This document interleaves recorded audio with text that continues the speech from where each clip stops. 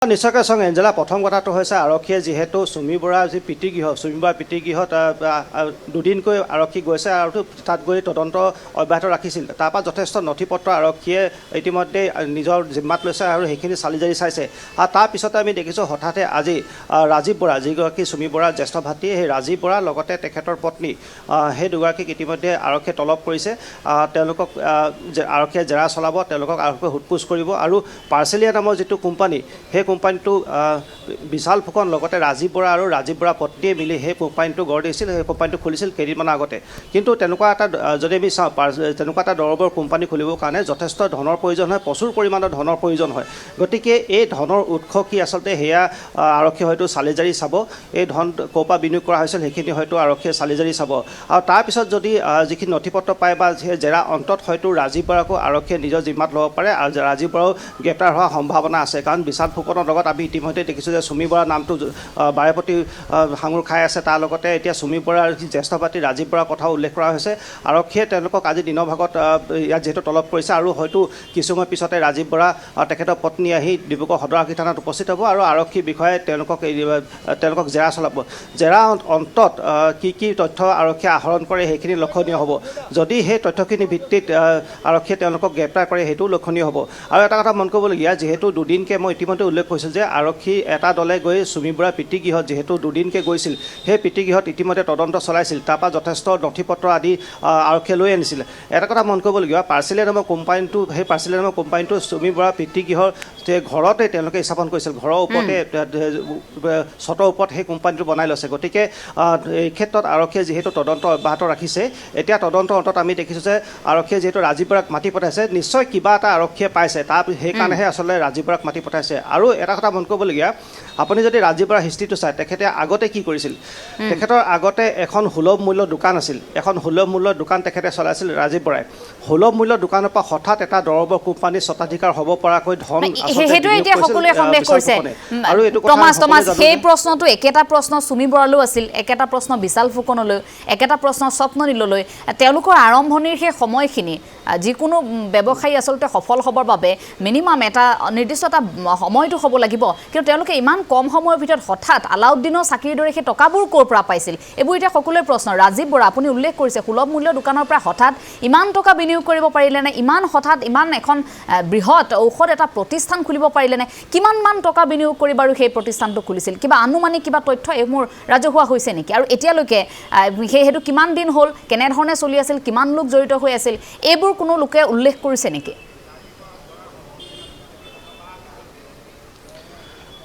হয়, নিশ্চয় চাওক এঞ্জেলা, প্ৰথমৰ পৰা যদি আমি কথাখিনি চাবলৈ যাওঁ, আপুনি মন কৰিব বিশাল ফুকনে চুমি বৰাক বাইক পাতি লৈছিল। তাৰ আগলৈকে চুমি বৰা কি আছিল, ডিব্ৰুগড়ৰ এখন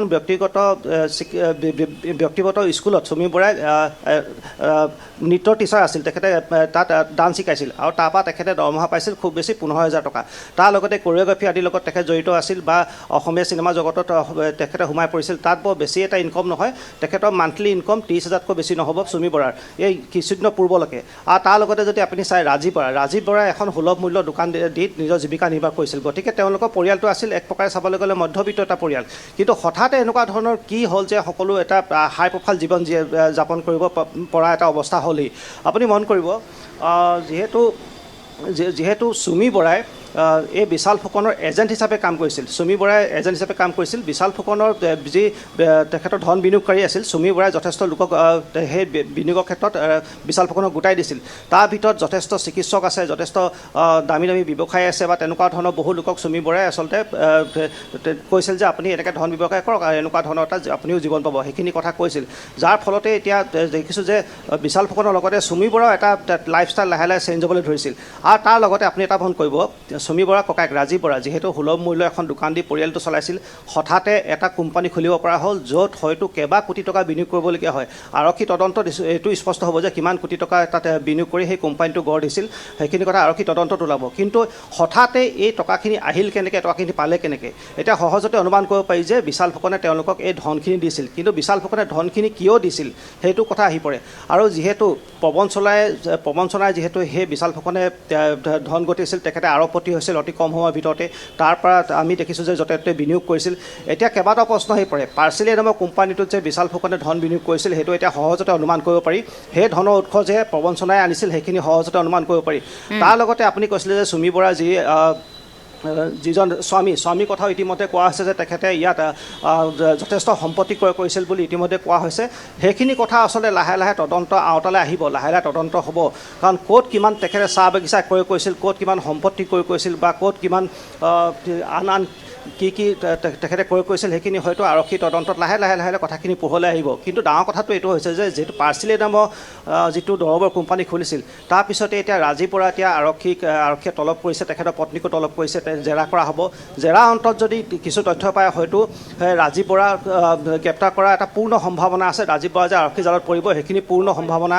প্ৰকট হৈ পৰিছে এঞ্জেলা আৰু লগতে আন কেইবাটাও বিষয় এতিয়া আহি পৰিছে এই প্ৰবঞ্চনা জালবিলাক কেনেকৈ আচলতে পেলাই সেইখিনি কথা লাহে লাহে এতিয়া পোহৰলৈ আহিবলৈ লাহে লাহে বেছিকৈ স্বাস্থ্যকৰ্মী জড়িত হৈ আছিল বুলি আপুনি কথাটো উল্লেখ কৰিছিল টমাছ কেনেকৈ বেছি সংখ্যক স্বাস্থ্যকৰ্মী জড়িত হৈ পৰিছিল বুলি এটা তথ্য পোহৰলৈ আহিছে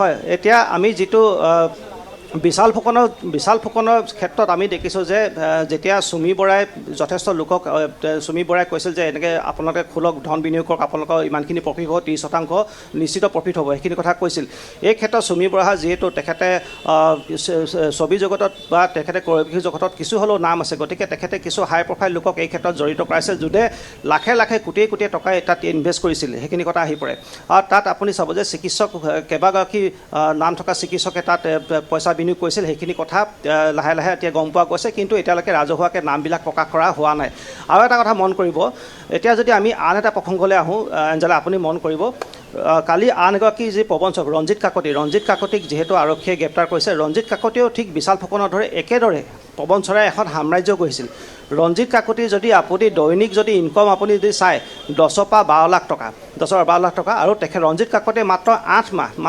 মাহত প্ৰায় 1200 কোটিতকৈ অধিক তেখেতে টকা গোটাইছিল তেখেতৰ 1200 কোটিতকৈ অধিক টকা ৰঞ্জিত কাকতিয়ে গোটাইছিল গতিকে এতিয়া ৰঞ্জিত কাকতিক যিহেতু আৰক্ষীয়ে কালি গ্ৰেপ্তাৰ কৰিছে ৰঞ্জিত কাকতিৰ পৰাও যথেষ্ট তথ্য আহৰণ কৰিবলৈ চাব কিন্তু ৰঞ্জিত কাকতিক সহায় কৰিছিল আপুনি আচৰিত হ'ব গম পালে ৰঞ্জিত কাকতিক সহায় কৰিছিল প্ৰফুল্ল বৰা নামৰ এগৰাকী স্বাস্থ্য বিভাগৰ তৃতীয় বৰ্গৰ কৰ্মচাৰীয়ে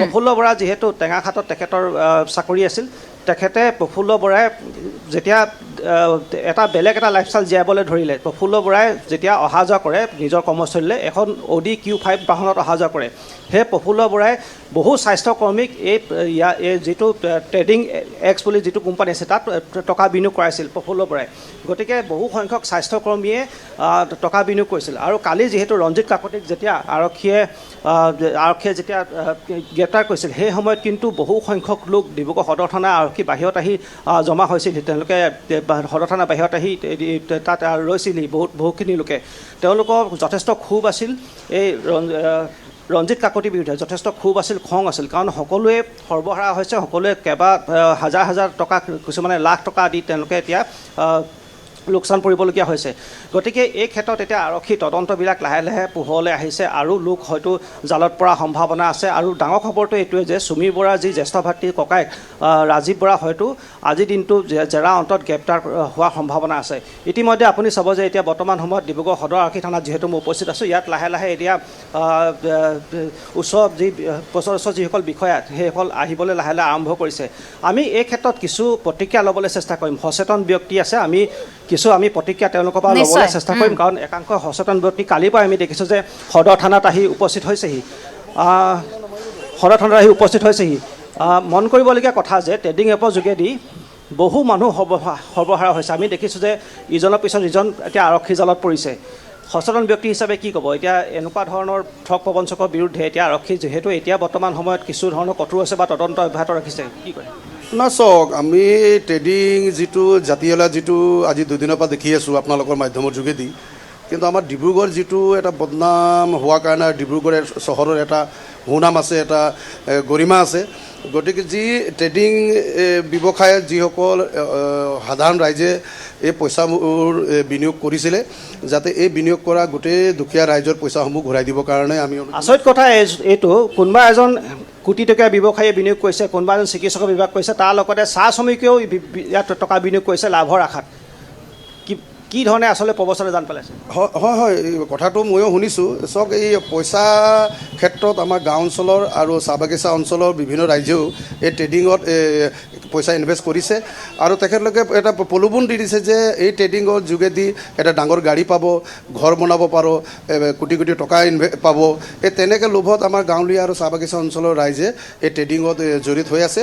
আৰু মই জিলা প্ৰশাসন আৰু বিশেষকৈ অসমৰ মাননীয় মুখ্যমন্ত্ৰী ডক্টৰ হিমন্ত বিশ্ব শৰ্মা ডাঙৰীয়াক অনুৰোধ জনাইছোঁ যে এই ট্ৰেডিং ব্যৱসায়টো আপোনালোক অকণমান নাকি লগাবৰ কাৰণে অনুৰোধ জনাইছোঁ, যাতে দুখীয়া ৰাইজসকলক যাতে নিজে ঘামৰ পইচাখিনি যাতে বেয়া কামত ব্যৱহাৰ নহয়, সৎ কামত ব্যৱহাৰ কৰাৰ অনুৰোধ জনাইছোঁ। নিশ্চয় এঞ্জেলা, এই মুহূৰ্তত এটা ব্ৰেকিং নিউজ আহি পৰিছে।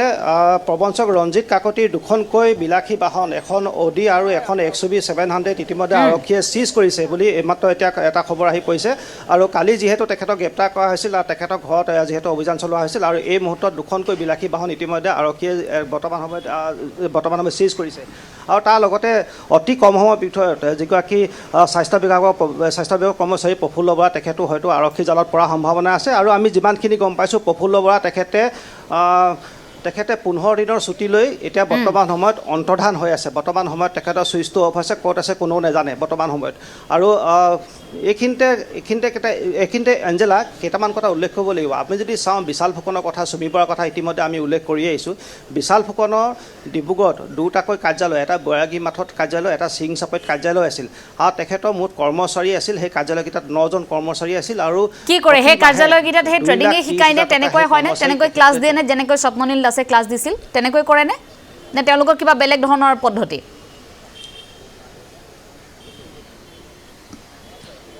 আমি যিমানখিনি গম পাইছোঁ, সেই কাৰ্যালয়কেইটা অকল ট্ৰেডিঙৰ কাৰ্যালয় বুলি কোৱা হৈছে। তাত বিনিয়োগকাৰীসকল আহে আৰু তেনেকুৱা ধৰণৰ তাত ক্লাছ দিয়া নহয় বা তাত শিক্ষা তেনেকুৱা ধৰণৰ দিয়া নহয়। কিন্তু দুটাকৈ কাৰ্যালয় ইতিমধ্যে তেওঁ গঢ়ি তুলিছিলে আৰু সেই দুটাকৈ কাৰ্যালয়ত মুঠ 9জন কৰ্মচাৰী ৰাখিছিলে তেখেতে।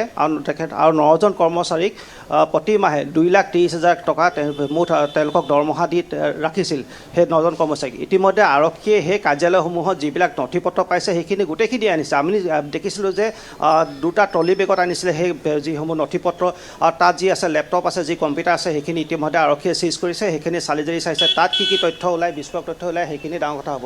এতিয়া আপুনি দেখিব আৰক্ষী যি উচ্চপদস্থ বিষয়া আছে তেওঁলোক আহিছে গৈছে। আৰু আজিৰ দিনটো যথেষ্ট লক্ষণীয় হ'ব, কাৰণ আজিৰ দিনটোত এতিয়া বিশাল ফুকনে হওক বা আপুনি কালি গ্ৰেপ্তাৰ কৰা ৰঞ্জিত কাকতিয়ে হওক, তেওঁলোকক আজি ৰঞ্জিত কাকতিৰো হয়তো বাসগৃহত আজি অভিযান প্ৰক্ৰিয়া আকৌ চলাব ন টমাছ?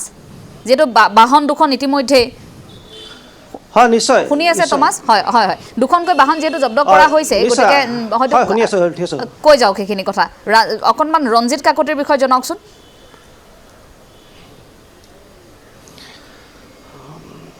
হয়, ইতিমধ্যে আমি সকলোৱে গম পাইছোঁ যে ৰঞ্জিত কাকতি দুখনকৈ বাহন ইতিমধ্যে আৰক্ষীয়ে বৰ্তমান সময়ত চিজ কৰিছে। আৰু বিশাল ফুকনৰ ক্ষেত্ৰত যি ধৰণে আচলতে তদন্ত চলাইছিল, বিশাল ফুকনৰ ক্ষেত্ৰত তেখেতৰ মেনেজাৰ বিপ্লৱ হাজৰিকাক লগত লৈ আৰক্ষীয়ে যি ধৰণে আচলতে তদন্ত চলাইছিল, হয়তো ৰঞ্জিত কাকতিৰ ক্ষেত্ৰতো তেনেধৰণে ৰঞ্জিত কাকতিয়ে এগৰাকী সংগীক লৈ হয়তো বিভিন্ন ধৰণৰ ঠাইত অভিযান চলোৱাৰ সম্ভাৱনা আছে। তেখেতৰ বাসগৃহত অভিযান কালিও দেখিছিলোঁ আমি চলাইছিলে। হয়তো ৰঞ্জিত কাকতিৰ ক্ষেত্ৰতো একেধৰণৰ এটা ব্যৱস্থা গ্ৰহণ কৰিব। আৰক্ষীয়ে হয়তো তদন্ত তেনেদৰে আগবঢ়াব। নথি পত্ৰৰ পৰা আৰম্ভ কৰি যিবিলাক সামগ্ৰী থাকে সেইখিনি হয়তো আৰক্ষীয়ে অতি সোনকালে চিজ কৰি সেইখিনি চালি জাৰি আৰক্ষীয়ে চাব। সেইখিনি হয়তো আজিৰ দিনটোৰ ভিতৰত সেইখিনি হয়তো লোৱাৰ সম্ভাৱনা আছে। আৰু আজি আদালতত হাজিৰ কৰাৰ পিছত হয়তো কেইটামান দিনৰ ৰিমাণ্ডতো বিচাৰিব আৰক্ষীয়ে। ডিব্ৰুগড় আৰক্ষীয়ে হয়তো বিশাল ফুকনকে হওক বা ৰঞ্জিত কাকতিকে হওক তেওঁলোকক হয়তো ৰিমাণ্ডত বিচাৰিব, কাৰণ বহু কোটি কোটি টকা কথা ইয়াত জড়িত হৈ আছে। ক'ত কেনেকৈ টকা লুকুৱাই ৰাখিছে হয়তো সেইখিনি কথা আৰক্ষীয়ে হয়তো ৰিমাণ্ডত উলিয়াবলৈ সেইখিনি কথা চাব। গতিকে আজিৰ দিনটো যথেষ্ট লক্ষণীয় হ'ব। আজি নিশ্চয়কৈ তদন্ত প্ৰক্ৰিয়া যথেষ্ট ক্ষিপ্ৰতা আমি দেখিছোঁ। মুখ্যমন্ত্ৰীগৰাকী আচলতে সেই নিৰ্দেশনাৰ পাছত এতিয়া খুব ক্ষিপ্ৰতাৰে কেৱল মাত্ৰ ডিব্ৰুগড় বুলি নহয়, নগাঁৱতো সেইধৰণে আমি দেখিছোঁ, তেজপুৰতো দেখিছোঁ, বিভিন্ন প্ৰান্তত ধুবুৰীতো দেখিছোঁ। আনকি যিসকল আচলতে ট্ৰেডিঙৰ জৰিয়তে লুণ্ঠন চলাইছিল, কোনো প্ৰবঞ্চক সাৰি নাযায়। গোটেইকেইটা প্ৰবঞ্চককে আচলতে কৰায়ত্ব কৰা হ'ব, তেনে এটা নিৰ্দেশনা। আৰু তাৰ পাছত এই সক্ৰিয়তা আমি দেখিছোঁ। আৰক্ষীয়ে তেনেধৰণে তন্নকৈ প্ৰতিটো কাৰ্যালয় তন্নকৈ তেওঁলোকৰ সকলো সা সম্পত্তি পৰীক্ষা কৰিবলৈ আৰম্ভ কৰিছে। মই চুমি বৰাৰ ভাতৃ ৰাজীৱ বৰাক যিহেতু এতিয়া গ্ৰেপ্তাৰ কৰা হৈছে, গতিকে ৰাজীৱ বৰা তদন্তৰ আওতালৈ আহিছে, ক্ষমা কৰিব, গ্ৰেপ্তাৰ কৰা হোৱা নাই এতিয়ালৈকে, কিন্তু উপযুক্ত তথ্য প্ৰমাণ পালে হয়তো কৰিব পাৰে। মই অকণমান চুমি বৰাৰ বৌয়েকৰ কথা, অৰ্থাৎ ৰাজীৱ বৰা পত্নীৰ কথা জানিব বিচাৰিছোঁ যে এই পাৰ্চেলিয়া কোম্পানীটোৰ সৈতে তেওঁ জড়িত আছিল নে তেওঁ ট্ৰেডিঙৰ অন্যান্য কিবা কামৰ সৈতেও তেওঁ জড়িত হৈ আছিল নেকি সেইসমূহ তথ্য আৰক্ষীয়ে লাভ কৰিছে নেকি এতিয়া কাৰণ দুয়োগৰাকীকে তলব কৰা হৈছে বুলি আমি শুনিবলৈ পাইছোঁ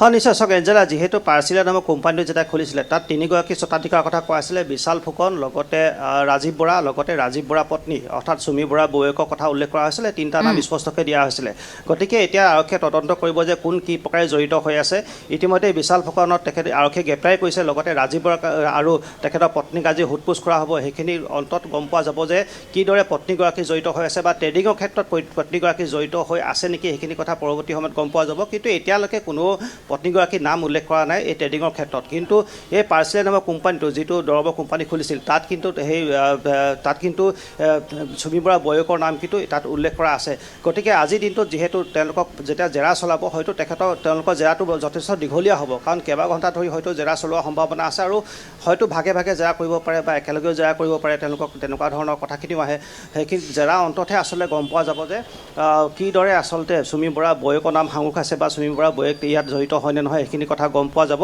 কিন্তু যদি তথ্য নিমিলে বা যদি কিবা খেলি মেলি পায় আৰক্ষীয়ে হয়তো ব্যৱস্থা গ্ৰহণ কৰাত কোনো ধৰণৰ ত্ৰুটি নাৰাখিব হঠাৎ হয়তো ব্যৱস্থা গ্ৰহণ আৰক্ষীয়ে এই ক্ষেত্ৰত কৰিব আৰু যিহেতু আমি দেখিছোঁ যে বৰ্তমান সময়ত আৰক্ষীৰ তৎপৰতা লাহে লাহে বৃদ্ধি পাইছে ইজনৰ পিছত ইজন এতিয়া বিষয়া ইয়াত আহিব ধৰিছে হয়তো আদালতলৈ লৈ যোৱা বৰ্তমান সময়ত এইটো সময়ত যুঁজা চলিছে কাৰণ সময় যথেষ্ট পাৰ হৈছে গ্ৰেপ্তাৰ কৰা কাৰণ আদালতলৈ যিহেতু 24 ঘণ্টাৰ ভিতৰত নিব লাগে সেইখিনি কথা থাকেই গতিকে আজিৰ দিনটোত সেইখিনি আদালতত হাজিৰ কৰাৰ লগতে চুমি বৰা ককায়েক আৰু লগতে বৌয়েকক যিহেতু জেৰা কৰিব আৰু ইতিমধ্যে মই এটা কথা পুনৰবাৰ উল্লেখ কৰিম দুটাকৈ দিন ধৰি ডিব্ৰুগড় আৰক্ষী চুমি বৰা পিতৃগৃহত গৈ উপস্থিত হৈছিল তাৰপৰা যথেষ্ট নথি পত্ৰ তাৰপৰা যথেষ্ট সামগ্ৰী ইতিমধ্যে লৈ আনিছিল পাৰ্চেলিয়া নামৰ কোম্পানীটোৰ যি তাত কাম কাজবিলাক হয় চুমি বৰা পিতৃগৃহতে হয় পিতৃগৃহৰ ওপৰতে তাত কোম্পানীটো বনাই লৈছে তাতে হয় গতিকে তাৰপৰা যিখিনি যাৱতীয় আৰক্ষীক দৰকাৰ হয় নথি পত্ৰৰ পৰা আৰম্ভ কৰি যিখিনি সামগ্ৰী দৰকাৰ হয় সেইখিনি লৈ আনিছে সেইখিনি চালি জাৰি চাইছে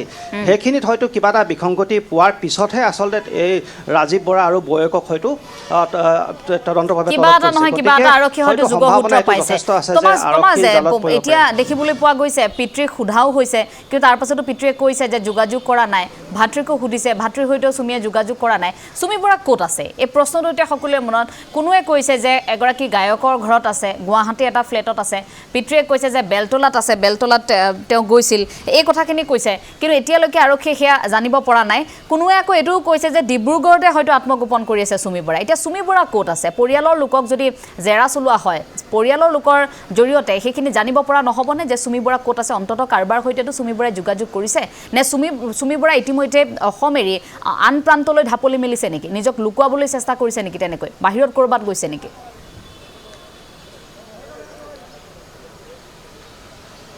হয় নিশ্চয় এঞ্জেলা প্ৰথমবাৰ যদি চাওঁ আমি চুমি বৰা কথাটো বাৰে প্ৰতি উল্লেখ কৰি থোৱা আছে আৰু তাৰপিছত চুমি বৰা যিহেতু নিজে আগবাঢ়ি অহা নাই গতিকে এই ক্ষেত্ৰত চুমি বৰাই কোনোবা নহয় কোনোবা প্ৰকাৰে যে চুমি বৰা এই ক্ষেত্ৰত জড়িত সেইটো চুমি বৰাই নিজেই প্ৰমাণ কৰি দেখুৱাইছে তেতিয়া চুমি বৰাই যিহেতু যেতিয়া আত্মগোপন কৰিছে এইটো কথা নিজে প্ৰমাণ কৰি দেখুৱাইছে যে তেখেত কিছু পৰিমাণে দোষী নহ'লে তেখেতে সংবাদ মাধ্যমৰ ওচৰলৈ আহিব পাৰিলেহেঁতেন বা চুমি বৰা হয়তো আৰক্ষীৰ ওচৰলৈ আহিব পাৰিলেহেঁতেন যদি নিৰ্দোষী হ'লহেঁতেন আৰু বৰ্তমান সময়ত আৰক্ষীয়ে যিহেতু চুমি বৰা ক'ত আছে তাৰ সন্ধান চলাই আছে এতিয়া এটা কথা মন কৰিব কিমান দিনলৈকে লুকাই থাকিব পাৰিব বা কিমান দিনলৈকে আত্মগোপন কৰি থাকিব পাৰিব কাৰণ মাজতে চুমি বৰা নিচিনা কৰিঅ'গ্ৰাফাৰে তেখেতে নিজকে অভিনেত্ৰী বুলি কয় যি ধৰণৰ এটা লাইফষ্টাইল কটাইছিল সেই লাইফষ্টাইলৰ পিছত তেওঁলোকে সাধাৰণভাৱে লুকাই থাকিব কিমান দিনলৈকে পাৰে সেয়া এতিয়া লক্ষণীয় হ'ব আৰু হয়তো অতি সোনকালে আৰক্ষীৰ জালত পৰাৰ সম্ভাৱনা আছে ইতিমধ্যে পিতৃগৃহত গৈ যিহেতু আৰক্ষীয়ে এই বিষয়ে কিছু সোধপোছো কৰিছিল যে ক'ত আছে বা কি কৈছে কেনেবাকৈ যদি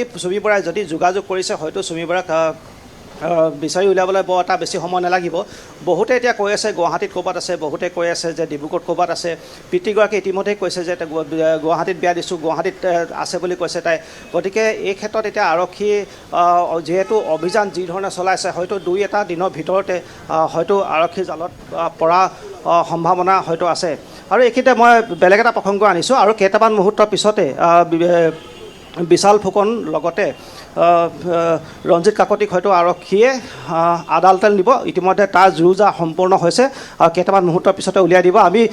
আমি তথ্য জানিবলৈ চেষ্টা কৰিম। কাৰণত আমি দেখিছোঁ যে এইদৰে এতিয়া বৰ্তমান সময়ত বাহিৰলৈ লৈ অনা হৈছে।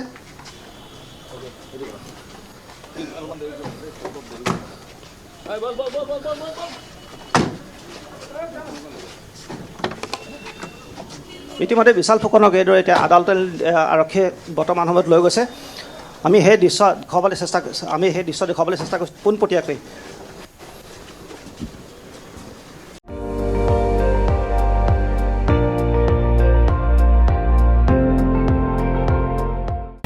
আপুনি চাই আছে ND24 সৰ্বশ্ৰেষ্ঠ নহয় সৰ্বোত্তমৰ দৌৰত।